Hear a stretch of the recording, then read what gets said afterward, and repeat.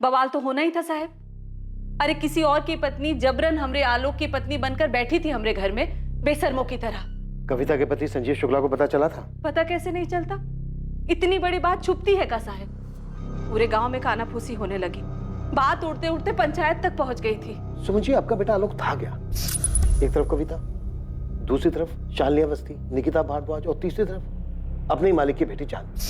और हो सकता है और भी बहुत सारी हो जो अभी तक सामने नहीं आई है। हमको कुछ नहीं पता साहब। हम खाली कविता को जानते थे क्योंकि वो हमरे घर में जबरदस्ती आकर बैठ गई थी।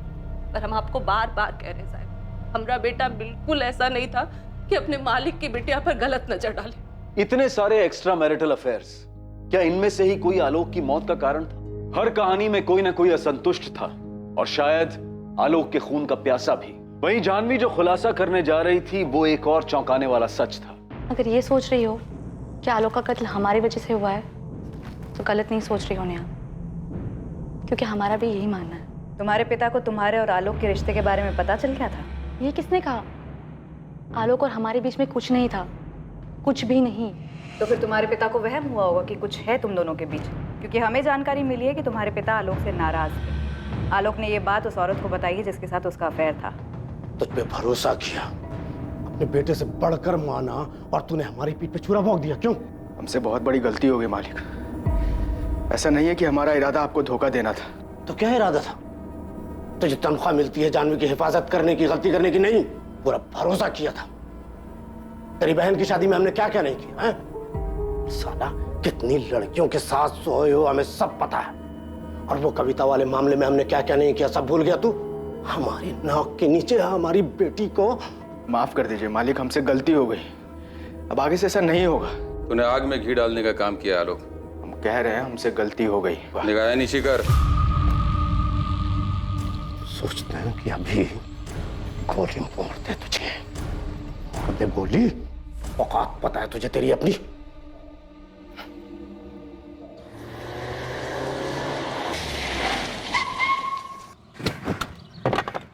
जानवी, हमने तुमको पहले भी चेतावनी दी थी ना।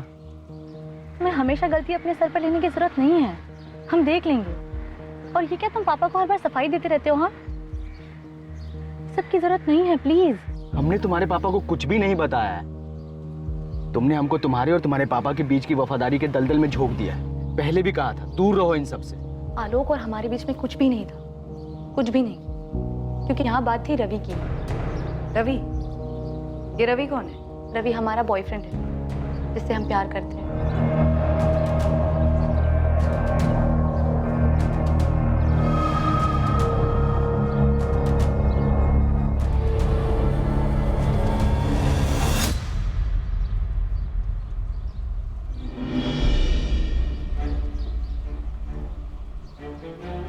रवि कॉलेज में हमारा सीनियर था।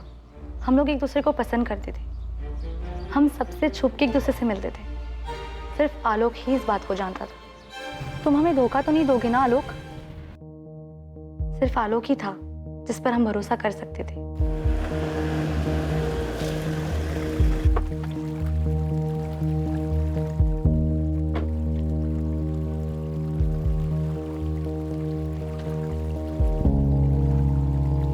जानवी, तुम जानती हो रवि क्या है। हम तो सिर्फ तुमको समझा ही सकते हैं ना। हम बहुत प्यार करते हैं उससे।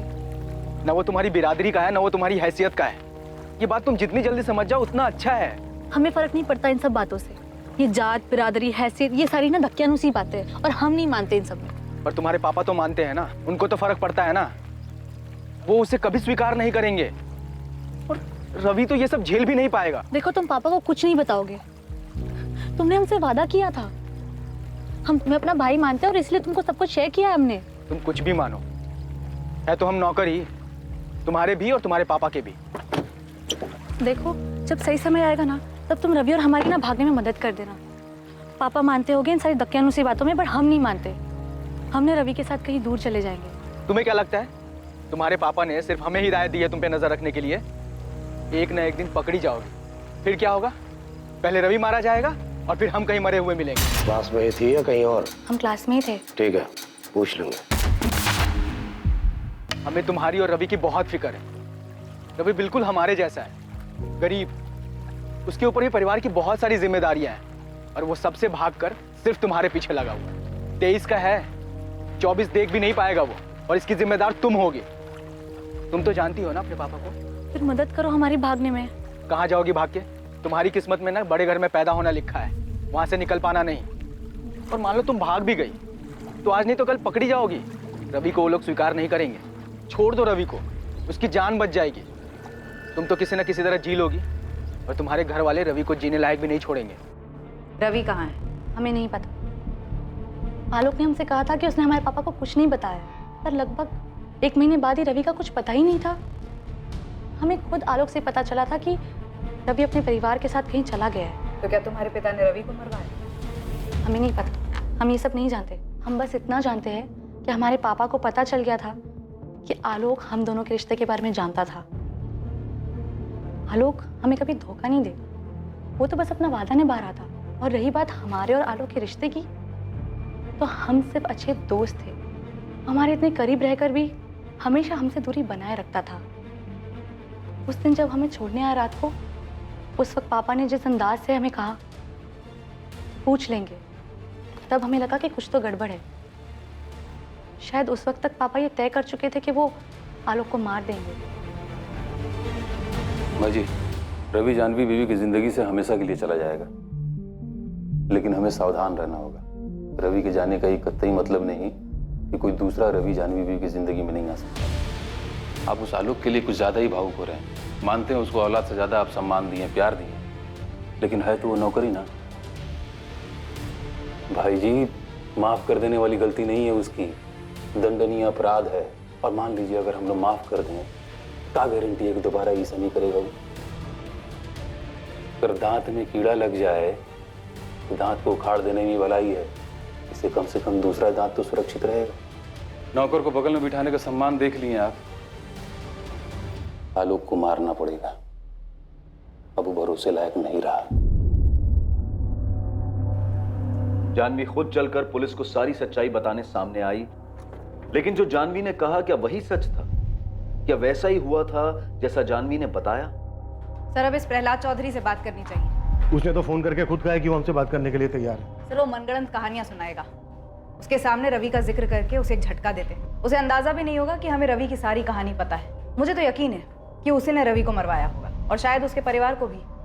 और हो सकता है आलोक को इस बात का पता चल गया होगा, तो सारी कहानी को दबाने के लिए उसने आलोक की भी हत्या करवा दी। और ये आलोक की मां सुमन जो किस्सा बयां कर रही है, वो भी कम अजीब नहीं है। भला कोई शादीशुदा औरत किसी दूसरे आदमी की पत्नी होने का कैसे दावा कर सकती है?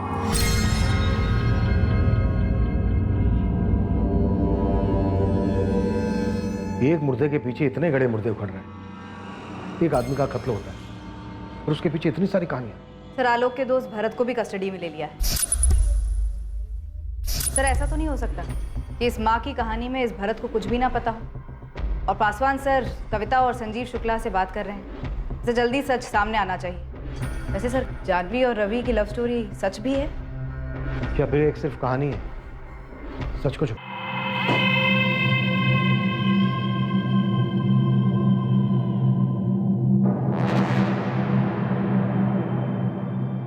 अरे हम जब कहे कि हम खुद आते हैं तुम्हारे पास इंस्पेक्टर, तो तुमने मना कर दिया। अब क्या जरूरी काम आन पड़ा? हाँ, क्योंकि अचानक ही एक रात को आपके सबसे चहेते वफादार मुलाजिम आलोक की हत्या हो गई। कड़ियां जोड़ रहे थे अब तक हम प्रहलाद जी, अब जुड़ चुकी हैं। आप खुद ही आ जाएंगे तो बेहतर रहेगा। अब क्या पता लग गया घनश्याम इनको? कुछ समझ में नहीं आ रहा भाई जी। साला ये इंस्पेक्टर को तो तेवर ही बदल गए हैं। जरा पता करो ये रवि कहाँ है, कहीं उसने तो मुंह नहीं खोल दिया।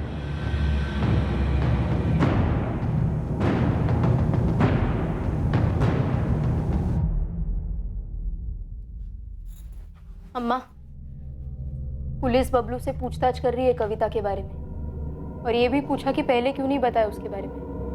तुमने भी तो कुछ कहा नहीं पुलिस वालों से जब तक वो सामने से नहीं पूछे तुमको। अम्मा, जब कविता यहाँ थी तब तुम उसके पति संजीव शुक्ला को खबर भिजवाई थी कि वो यहाँ इस घर में रह रही है। सीधे सीधे काहे नहीं कहते कि तुमको लगने लगा है कि आलोक की हत्या में हमारा हाथ है? हम मरवाएंगे अपने बेटा को, अपने आलोक को। हवलदार साहब, अरे हमें जाने दीजिए यहाँ से। नहीं मारेंगे हम अपने दोस्त के हत्यारे को। और कैसे मारेंगे? गन तो आप लोगों ने ले लिया। जब तक साहब नहीं कहेंगे ना तुम यहाँ से कहीं नहीं जा सकते। अरे तो साहब से पूछिए।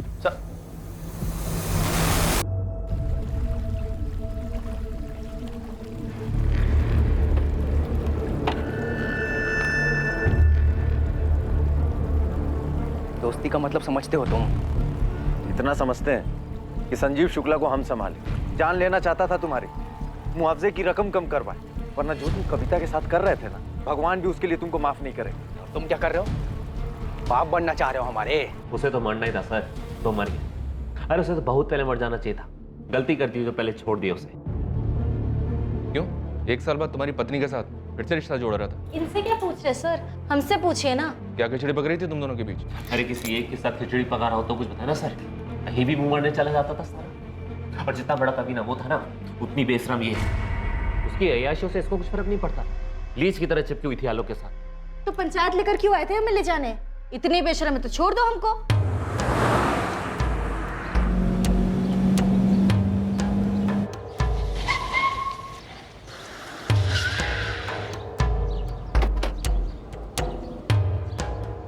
कौन है आप लोग? अरे कविता को बुलाई ना। है कविता? कविता चलो। छोड़ो। नौटंकी कम करो। हाँ, सामान बांधो, निकलो यहाँ से। तुमको ऐसा सबक सिखाएंगे ना। चल सामान उठाओ, चलो। चलाओ गोली। हमको तुम्हारी बंदूक से डर नहीं लगता। कविता चुपचाप जाओ यहाँ से। तुम्हारा पति तुमको लेने आया है। वाह माँ जी वाह, अब समझे हम। ये आप सबकी मिली भगत है हमें इस घर से निकालने के लिए। कविता निकलो यहाँ से, बहुत हुआ तुमरा। कविता चुपचाप सामान उठाओ, चलो। देखिए हम यहाँ अपनी मर्जी से आए हैं। आलोक ने हमारे साथ कोई जबरदस्ती नहीं की, और जबरदस्ती हमें यहाँ से कोई निकाल भी नहीं सकता। ये हमारी बीवी है और ये साला कमीनों से भगा लाया है। हम भगा के नहीं लाए, वो अपनी मर्जी से आई है। वही तो हम कह रहे हैं, हम खुद यहाँ अपनी मर्जी से आए हैं। राम जी, राधेश्याम जी, मजनू खेड़ा के सरपंच होने के नाते हम आप लोग से विनती करते हैं कि आप लोगों को इस औरत को पंसोली गांव में नहीं रहने देना चाहिए, क्योंकि संजीव शुक्ला की ब्याहता पत्नी है और अवैध तरीके से आलोक ने इसे भगाकर अपने घर में रखा हुआ, जो कि बहुत ही गलत बात है। सुमन, आलोक, बड़ी शर्मनाक बात है। किसी की ब्याहता पत्नी को तुम लोगों ने 2 महीने से अपने घर में रखा हुआ है। अरे इसमें हमारी मर्जी नहीं है राम भैया, इसको तो वापस जाना ही होगा। हाँ, और हम किसी की बात सुन लेंगे ना।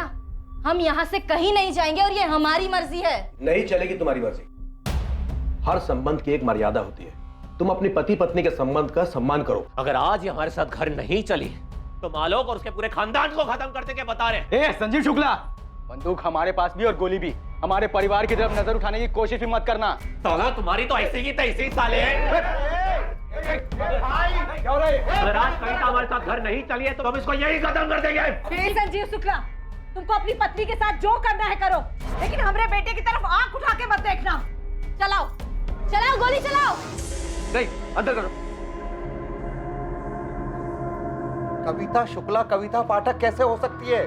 संजीव शुक्ला की ब्याहता है ये, और इसी के साथ तुम्हें लौटना होगा। और हाँ, आलोक पाठक को लिखित में देना होगा कि अब उसका संजीव शुक्ला की पत्नी के साथ कोई वास्ता नहीं है और ना ही वो कभी उसे मिलने की कोशिश करेगा। हाँ, आलोक पाठक और उसकी मां सुमन पाठक ने भी मर्यादा का उल्लंघन किया है, विवाह की पवित्र परंपरा का अपमान किया है, एक औरत को अपने घर में रखा, ये जानते हुए भी कि वो संजीव शुक्ला की ब्याहता है।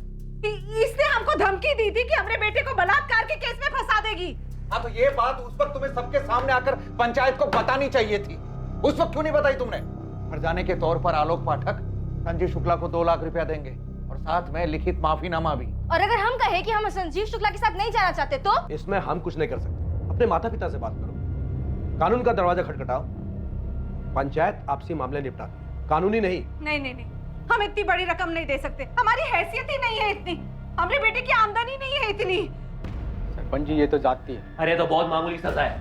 अभी चुपचाप हमें हजारे के पैसे दो और हमारी बीवी का पीछा छोड़ो, समझे? ये मामला सुलझ गया है। आलोक पाठक संजीव शुक्ला को जो 2 लाख रुपया नहीं दे पाते तो हम पंचायत की ओर से और भी कड़ी सजा सुनाएंगे। पंचायत स्थगित की जाती है, बस। कविता, चले जाओ। हम तुमसे कह नहीं रहे हैं, विनती कर रहे हैं। क्या आलोक? माँ को इतनी तकलीफ में नहीं देख सकते और हमें तकलीफ में देख सकते हो? याद है आलोक, तुमने हमसे कहा था कि तुम हमें कभी धोखा नहीं दोगे। धोखे में तो हम दोनों थे। तुम अपने पति को धोखा दे रही थी और हम अपने परिवार को। चले जाओ। हम पंचायत को लिखित में दे देंगे कि अब हमारा और तुम्हारा कोई वास्ता नहीं। देख यार संजीव, तुम्हारा दोस्त जरूर है, पर हमें तुम्हें कोई फर्क नहीं है। एक बार हमारे लिए बात करने की कोशिश तो करो उससे। बहुत बौखलाया हुआ है, और 2 लाख से तो एक दमड़ी कम नहीं लेगा। अरे इतने पैसे तो है भी नहीं हमारे पास, कुछ कर यार, वरना ये पंचायत हुक्का पानी बंद करवा देगी और अम्मा बर्दाश्त नहीं कर पाएगी। तुम्हें दायरा नहीं तोड़ना चाहिए था। अब तो हो गई ना गलती, टूट गया दायरा, अब क्या? अब पता नहीं, संजीव तो वैसे मानेगा नहीं, लेकिन बात करके देखते हैं। देखा लोग, हम तेरी हालत समझते हैं, इसमें कविता की भी कोई गलती नहीं है, वो भी तुमसे प्यार करती है। अब शादीशुदा है तो उसमें उसकी क्या गलती है?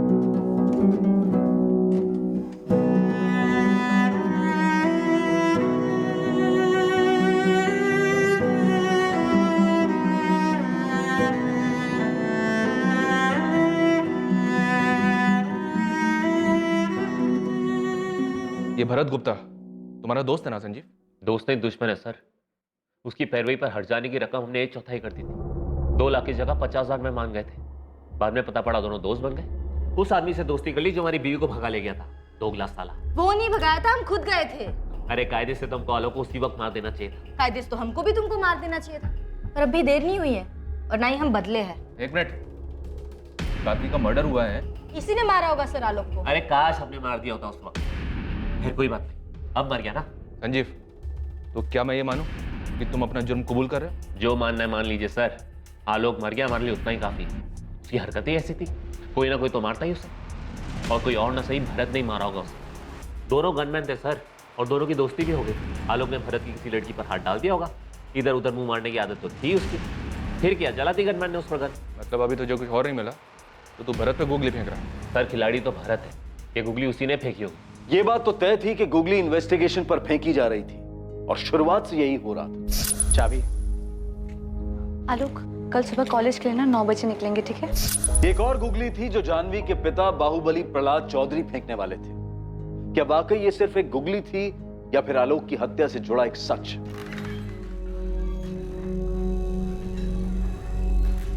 पूछो क्या पूछना है। सारे जवाब सोच के आए होंगे आप तो। समय बर्बाद मत करो, बहुत कीमती समय होता है हमारा, समझे? देखो भरत, तुम आलोक के दोस्त हो, लेकिन हमारे शक के दायरे से बाहर नहीं हो। हमारी नजर है तुम पर। आलोक को मारकर हमें क्या मिलता? मिला भी क्या? मिला भी क्या मतलब? आलोक के मरने से क्या मिला? दोस्त था वो हमारा। पता नहीं जिसने भी उसे मारा है उसे उसको मार करके क्या मिला होगा। प्रहलाद जी, आपने आलोक को उसके दोस्त भरत से ही मरवाया। भरत अभी भी यहीं से गया है, लेकिन हमारी रडार से दूर नहीं गया है। और सच तो मुझसे गुलाई लेंगे।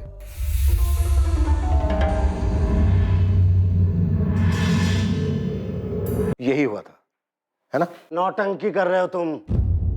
हमको पहले ही दिन से मालूम है कि आलोक को किसने मारा। हमसे पूछो तुम। तो खुद आके बता देते प्रहलाद जी कि किसने मारा है आलोक को। और वैसे भी अभी भी कोई देर नहीं हुई है, आप बता दीजिए। आपकी गुगली फेंकने का इंतजार कर रहा हूं मैं। ऐसी की तैसी गुगली की, हमें बाउंसर पे बाउंसर दिए जा रहे हो। हमारा नाम जबरदस्ती घसीट रहा है ऐसे मामले में जिससे हमारा कोई लेने का देना नहीं है। और ये साला इंटरनेट, लोग थू कर रहे हैं कि प्रहलाद चौधरी का हाथ है इस केस में। ये आलोक पाठक, उसके मर्डर से तुम्हारा ये डिपार्टमेंट हमारा नाम जोड़ रहा है, हमारी छवि धूमिल कर रहा है, और हमारी बेटी को हमारे खिलाफ भड़काकर इंटरोगेट कर रहा है। क्या हमें पता नहीं है? कमाल का एंगल ढूंढ रहे हो तुम लोग। इस छछुंदर को मारने के लिए इतना बड़ा षड्यंत्र रचेंगे हम, अपनी छवि खराब करेंगे, सोचो। और रवि, आपकी बेटी जानवी का बॉयफ्रेंड रवि, उसका क्या किया? अबे क्या बॉयफ्रेंड, 2 कौड़ी का लौंडा, औकात थी उसकी। रवि को तो हम पहले ही ठिकाने लगा दिए हैं। कहाँ गाड़ा रवि? वाराणसी में है लौंडा, गाड़ा वाड़ा नहीं है, सेटल कर दिया उसको। सुनो बालक, हम तुम्हारे लिए बनारस में नौकरी का प्रबंध कर दिए हैं, घर भी ले लिए हैं किराए पे, और 1 साल का हम किराया भी भर दिए। तो अब जितना जल्दी हो सके ये सब प्रपंच समेटो और तत्काल जाके बनारस में विस्थापित हो जाओ। समझ रहे हो? नया घर, नया नौकरी, नया नंबर, और जो रहेगा हमारे पास। दूसरी बात, जानवी बेबी से दूर रहना, न बात करने की कोशिश करना, न मिलने की। पल पल की खबर रखेंगे तुम्हारी हम। और आखिर और महत्वपूर्ण बात, नजर हटी दुर्घटना घटी। अरे रवि को जब हमने प्यार मोहब्बत से निपटा दिया तो आलोक को मारने की क्या जरूरत थी? इसलिए कि रवि के बारे में उसने नहीं बताया। अरे साला को औकात दिखा दिया, मारते क्यों? इसने कहा था घनश्याम ने कि मार दो साले को। हम बोले भाई जी को लड़का दगाबाज है, आप सपोले को दूध पिला रहे हो, आज नहीं तो कल डसेगा। लेकिन भाई जी दयालु हृदय वाले, बोले मत मारो, जाने दो। इंस्पेक्टर, लड़का बुरा नहीं था आलोक, हम जानते हैं। इमोशन में आके हमारी लड़की का साथ दे गया। अभी आपने कहा था कि आपको पहले दिन से ये बात मालूम थी कि आलोक को किसने मारा है। जानना चाहोगे? बिल्कुल। रवि ने मारा आलोक को। गुगली नहीं है हमारी बेटी जानवी, क्या करे, खून तो हमारा ही है ना। उसी ने प्लान किया होगा और करवाया होगा रवि से। सोचो।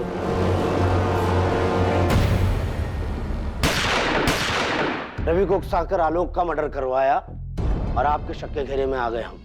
आप लोग तो बड़ा कह रहे थे ना कि जानवी से बात करनी है, जानवी से बात करनी है। जानवी खुद आई थी चल के आपके पास और रवि की कहानी सुना के आपसे सहानुभूति ले ली और हमें बना दिया विलन, जो आपकी नजर में हम पहले से ही।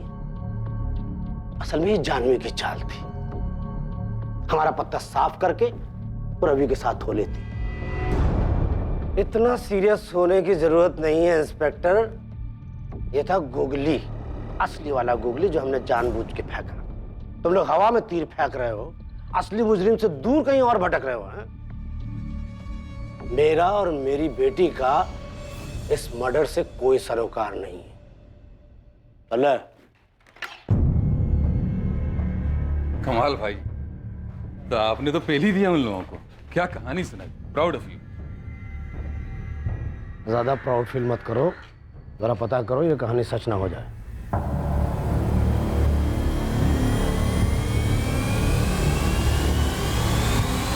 सर, हमारे पास आलोक के आसपास के सारे पहलू हैं। अब इसके बाहर भी कुछ हो सकता है क्या? आजा मुश्ताक, क्या खबर लाया भाई? तगड़ा खबर है सर। 2 दिन हो गए मुश्ताक, अभी तक तू ऐसी किसी हिस्ट्री शीटर को नहीं ढूंढ पाया जो हमें ये बता दे कि गोली किसने चलाई। साहब जी, या कोई हिस्ट्री शीटर हो तो बताओ। तो फिर गोली किसने चलाई? माँ ने, बहन ने, जीजा बबलू ने, या फिर खुद उसने अपने आप पर? बबलू को अंदर कीजिए साहब, और साइड में पिंकी को भी इंक्वायरी के लिए बुला लीजिए। असली हिस्ट्री वहाँ मिलेगा आपको। वहाँ क्या हिस्ट्री है, खुल के बोलना। साहब, पिंकी और उसकी माँ में जबरदस्त अनबन है। खुद उसकी माँ उसके पीछे पड़ी थी कि वो अपने पति बबलू को छोड़ के भरत से शादी कर ले। भला कोई माँ ऐसा कर सकती है? तो इसमें आलोक क्यों मारा गया?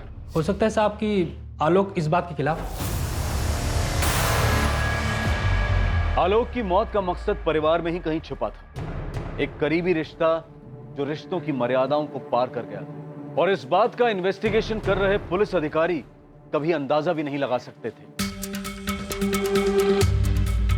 आलोक का पूरा परिवार इन्वेस्टिगेटिव टीम की रडार में था और जो सामने आने वाला था वो एक बहुत ही महत्वपूर्ण कड़ी थी जो इससे पहले इन्वेस्टिगेशन के दौरान अब तक जुड़ नहीं पाई थी। हाँ, ये बात सच है कि अम्मा हमको बबलू को छोड़ के भरत से शादी करने को बोल रही थी। तुम्हारी माँ ने ऐसा क्यों कहा? क्योंकि बबलू हमारे साथ मारपीट करता था और हम ये भी सुने थे कि बाहर जाके वो दूसरी औरतों के साथ काका करता है। ये बात आलोक भैया जानते थे, वही बताया हमको। साहब, पिंकी अगर हमको छोड़ के भरत से शादी कर भी लेती तो हम थोड़ी जिंदगी बैठ के रोना रोते। लेकिन ये बात तुझे पता थी कि पिंकी की माँ उससे ये कह रही थी? हाँ पता थी, हमको लगा आलोक चढ़ाया होगा, और हम क्या करते? और पिंकी जाती तो भी नहीं रोकती, वो खुद ही जाने को तैयार नहीं थी। हाँ, लेकिन हम बबलू को नहीं छोड़ना चाहते थे, हम प्यार करते हैं उससे। इसीलिए हमने अम्मा से भी साफ साफ कह दिया था कि हमारे साथ ये फालतू बातें ना करें। अम्मा, आज के बाद ना इस घर में कदम भी नहीं रखेंगे, देख लेना तुम। आज ही कह देते हैं बबलू से कि बम्बई चले, हमें रहना ही नहीं है बंसोली में। बबलू तुम्हारे लिए ठीक लड़का नहीं है और ना पहले कभी था। ऐसे लड़के से शादी करने से अच्छा है कि तुम बिन ब्याह ही रह जाते। अरे तुम काहे हमारी शादी तुड़वाने के पीछे पड़ी हो? हाँ, जब हमको कोई दिक्कत नहीं है बबलू से तो तुमको क्या परेशानी है? और ये क्या भरत भरत लगा रखा है तुमने? क्योंकि भरत एक अच्छा लड़का है, ईमानदार है, जिम्मेदार है, तुम्हारे आलोक भैया की तरह। आलोक भैया कितने जिम्मेदार है और कितने नहीं, ये तुम भी जानती हो और हम भी जानते हैं, समझी? बबलू को नसीहत देते हैं कि दायरे में रहे, और खुद के दायरों का इसीलिए आज वो कविता सर पे चढ़ के नाच रही है उनके। ठीक है, जब ये बबलू तुमको घर से निकाल देगा ना तो रोती हुई हमरे चौखट पर मत आना। ये बात हमने भैया को भी बताई थी, उनको भी बुरा लगा था, पर उन्होंने कहा कि तुम चिंता मत करो, हम खुद जाके भरत से बात करेंगे। तो फिर आलोक ने भरत से बात की? हाँ सर, आलोक ने हमसे इस बारे में बात की थी। और तुमने ये बात हमें बताना जरूरी नहीं समझा? सर, पहली बात कि हमको ये पता नहीं था कि इस बात को लेकर के आलोक की हत्या हुई, और दूसरी बात आंटी जी को ये लग रहा था कि हम उनकी बेटी पिंकी से शादी करें, और इस बात का भी हमको खबर नहीं, क्योंकि आंटी जी ने हमसे कभी पूछा नहीं ना। तुम क्या कर रहे हो? बाप बनना चाह रहे हो हमारे? कहाँ नाप शनाप बक रहे हो बे? हमारी बहन से दूर रहो तुम, भरत बता रहे हो तुमको। बहन से दूर रहे? हम कब गए पास तुम्हारी बहन के? तो अम्मा काहे जिद लगा के बैठी है कि उसकी शादी बबलू से तुड़वा कर तुमसे करवा दी जाए? क्या बोल रहे हो? हमको कुछ समझ में नहीं आ रहा आलोक। तो क्या वो तुमसे पूछे भी नहीं बार बार पिंकी को तुमसे शादी करने के लिए कह रही है? हाँ तो हो सकता है। आंटी जी ने हमसे कभी इस बारे में बात नहीं की। देखो आलोक, पिंकी बहन है तुम्हारी, हम उसका घर तोड़वाएंगे, बबलू चाहे जैसा भी हो। तुम कौन सी बात लेकर के हमसे उलझ रहे हो यार? हम सच कह रहे हैं आलोक। अरे ऐसा कुछ नहीं है, यकीन करो हमारा। और सर ये बात वहीं खत्म हो गई। बाद में हम सुमन आंटी के घर गए उनको समझाने के लिए कि आंटी जी अगर आपको लगता है कि हम पिंकी के लिए बबलू से बेहतर साबित होंगे तो ये अच्छी बात है, लेकिन हमारा कोई इरादा नहीं है कि पिंकी का घर तोड़कर हम अपना घर बसाएं। बबलू को ये बात पता थी? कहीं उसने तो... हमको नहीं लगता है सर। अगर बबलू को ये बात पता भी हो तो आलोक की हत्या नहीं करेगा। हाँ, कि आलोक तो खुद नहीं चाहता था कि बबलू और पिंकी अलग हो।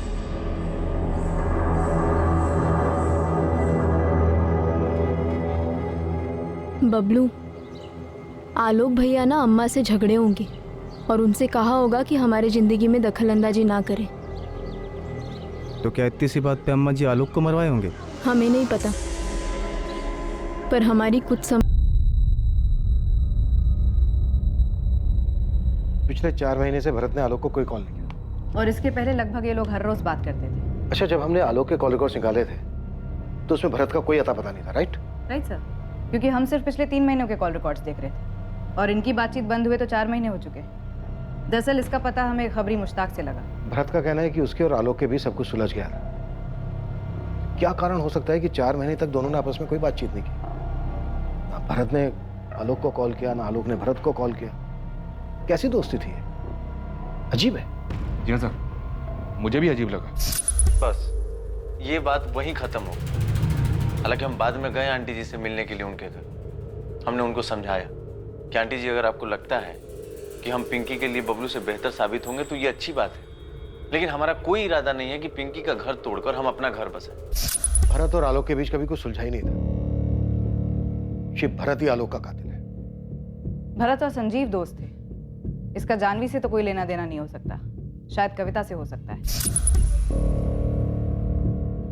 इनको जम के तोड़ते हैं सर, बहुत हो गया घूमना घुमाना। कविता का इस मामले से कोई लेना देना नहीं है। सुमन पाठक के कॉल रिकॉर्ड्स निकलवाओ।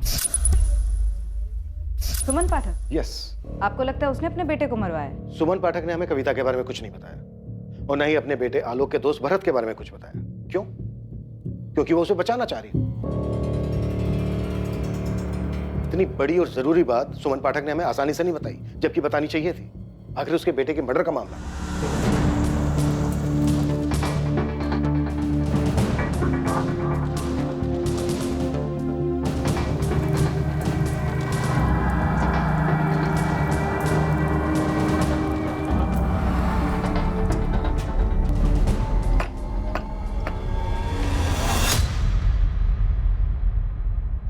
मर गया।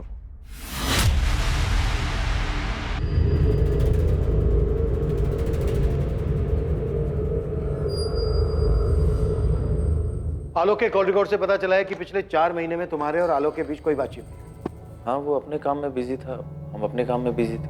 आलोक की मां सुमन पाठक के कॉल रिकॉर्ड्स भी यही कहते हैं। उनके और तुम्हारे बीच भी 4 महीने कोई बातचीत नहीं। वो तो बिजी नहीं थी। अजीब है ना? अब ये बिल्कुल मत कहना कि बातचीत का सिलसिला टूट गया। भरत पिंकी को लेकर तुम्हारे और आलोक के बीच सब कुछ सुलझ गया था, ये तुम्ही ने कहा था ना। अब पहेलियां मत बुझा, सीधा मुद्दे पे आया। 4 महीने तक कोई बातचीत, फिर अचानक 12 जून को 9:45 पर मैसेज जाता है पहला। 9:45 से 10:05 तक 4 मैसेज जाते हैं तुम्हारे फोन से सुमन पाठक के फोन पर, और 4 ही मैसेज सुमन पाठक के फोन से तुम्हारे फोन पर आते हैं। हम हत्यारे और उसके मकसद को हर जगह तलाशते रहे, और वो तो हमारे सामने था।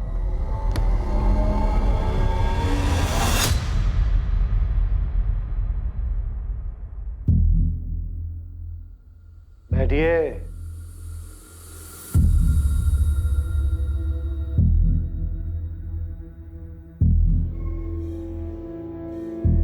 भरत आलोक का मर्डर तूने ही किया है, ये पता है, और शायद मुझे मोटिव भी मालूम है, लेकिन ये बात मैं तुम दोनों के मुंह से सुनना चाहता हूं।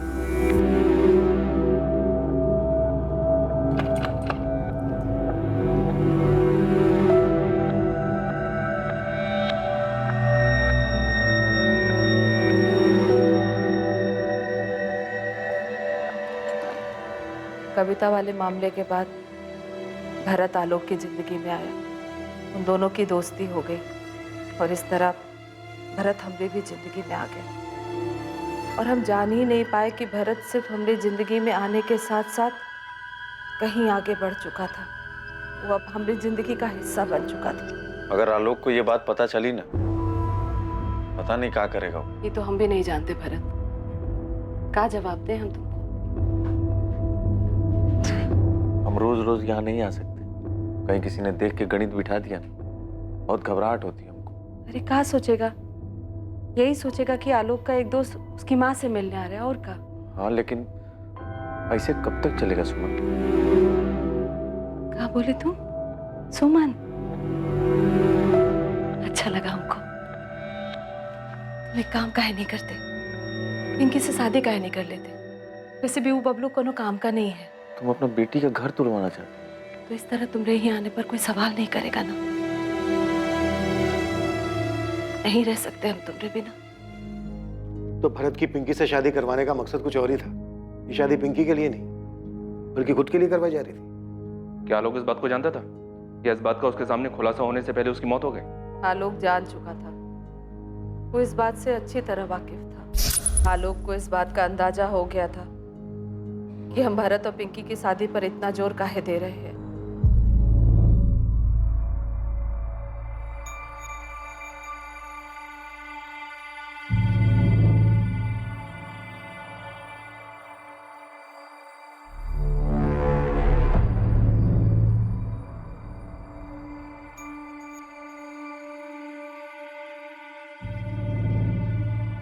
तुम क्या कर रहे हो? बाप बनना चाह रहे हो हमारे? कहाँ नाप शनाप बक रहे हो बे? साले रोज दोपहर को तेरी बाइक हमारे घर के आगे खड़ी रहती है। हमारी हिम्मत नहीं होती खिड़की से अंदर झांकने की, काहे कि हमारी अम्मा है, वो हमारी अपनी एक मर्यादा है। पर इसका मतलब ये नहीं कि हमको पता नहीं अंदर क्या चल रहा है। हमारी और हमारी अम्मा की जिंदगी से दूर चले जाओ, नहीं तो साले हम जेल चले जाएंगे, फांसी पे चढ़ जाएंगे, लेकिन तुमको जिंदा नहीं छोड़ेंगे। चले जा। आजा, ये अपनी शक्ल भी मत दिखाना और हमारी अम्मा की शक्ल देखने की कोशिश भी मत करना, आया समझ? समझ गए।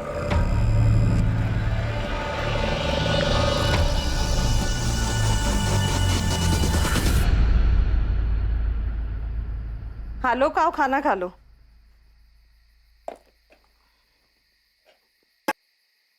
आलोक आओ, खाना खा लो बेटा। हम जानते हैं तुम भरत और पिंकी की शादी पर इतना जोर काहे दे रही थी। तुमको जरा भी शर्म नहीं आई? अपने बेटे की उम्र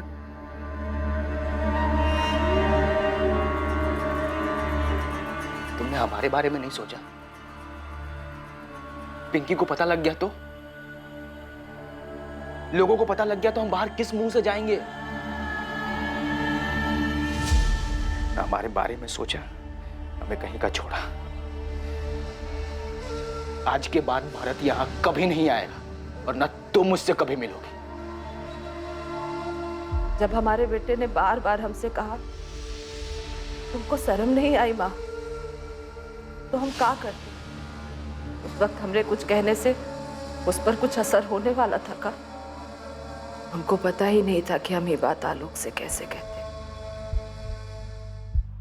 जब वो हमरे गोद में आया तो हम सिर्फ 16 साल के थे, और जब पिंकी पैदा हुई तो 19 साल के। हम ये बात कैसे कहते उससे कि हम उन दोनों की माँ होने के साथ साथ एक औरत भी तो थे। हाँ, हमको शर्म आती थी साहब, बहुत शर्म आती थी, पर क्या करते? जब शर्म के आगे शरीर की जरूरत आ जाए, खुद को रोकना बहुत मुश्किल हो जाता है। हमने अपने अंदर की नैतिकता की हत्या कर दी थी, पर चाहते थे कि हम उसी दायरे में रहे जो समाज ने विधवाओं के लिए बनाया है। पर हमारे दिल को गंवारा नहीं था। तुम्हारी शारीरिक जरूरतों, नैतिक मूल्यों पर सवाल या निशान लगाने का मुझे कोई हक नहीं, और ना ही मुझे ये हक है कि मैं तुम्हें सही या गलत कहूं। पर तुमने अपने ही बेटे का मर्डर करवाकर एक इंसान होने के मूल्यों को पीछे छोड़ दिया। पर तब ये समझ पाना मुश्किल था साहब कि हमको जो चाहिए वो हम कैसे पाए। इसीलिए हमको जो ठीक लगा हम कर दिए। तुम्हारी बहुत याद आ रही है भरत। हमें भी। तुम्हें देखने का मन कर रहा है। आलोक या तो हमें मार डालेगा या तुम्हें।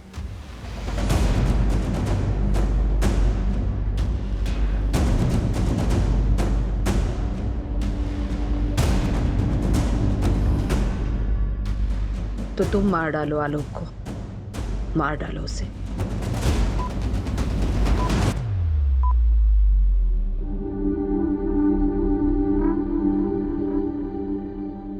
जुर्म के पीछे का मकसद और जुर्म को अंजाम देने वाले नाम ने ना सिर्फ आलोक की बहन पिंकी को सदमे में डाल दिया, बल्कि इस बात ने इस केस से जुड़े सभी संदिग्ध लोगों को भी झटका दिया। हर उस इंसान को जो आलोक की हत्या के मामले में पुलिस की रडार में था। हर वो औरत जिसका कभी ना कभी आलोक से अफेयर रहा हो, या फिर रेनू जिसने ये दावा किया था कि आलोक ने उसे 2 अमीर लड़कों के चंगुल से बचाया था और इसलिए उन्होंने आलोक की हत्या कर दी। सभी इस खुलासे से बेहद हैरान थे। इस बात का जवाब देना कभी भी आसान नहीं रहा है कि कोई क्यों समाज के बनाए नियमों का उल्लंघन करता है, समाज के बनाए दायरे को पार करता है। मन की आजादी और शारीरिक इच्छाओं को आप या हम कैद नहीं कर सकते हैं और यही विरोधाभास दुविधाओं को जन्म देता है। क्या पुलिस, कानून व्यवस्था इस तरह के निजी मामलों में कोई भूमिका निभा सकती है ताकि मर्डर जैसे जघन्य अपराध होने से बचाए जा सके? एक्स्ट्रा मैरिटल अफेयर्स के मामलों की वजह से होने वाले अपराध अमूमन हर जगह होते हैं। इसमें किसी एक देश पर उंगली नहीं उठाई जा सकती। एक समाज के रूप में हम जिन सीमाओं को अपनाते हैं वो दरअसल हम इंसानों ने ही बनाई है। इसीलिए उन सीमाओं को पार करने का आवेश और उसकी इच्छा दोनों ही हमारे फैसलों पर निर्भर करती है कि आखिर हम चाहते क्या है। अगर हम सतर्क रहें और समझदारी से सोचें तो इस बात का संतुलन बना पाएंगे कि कौन सी बात हमें याद रखनी चाहिए और कौन सी बात भुलाकर आगे बढ़ जाना चाहिए। अब मैं अनूप सोनी आपसे विदा लेता हूं। फिर मुलाकात होगी एक और नए केस के साथ। और हमेशा याद रखिए, क्राइम और आपके बीच में सिर्फ इतना फर्क है कि आप कितने सतर्क हैं। सतर्क रहें, सुरक्षित रहें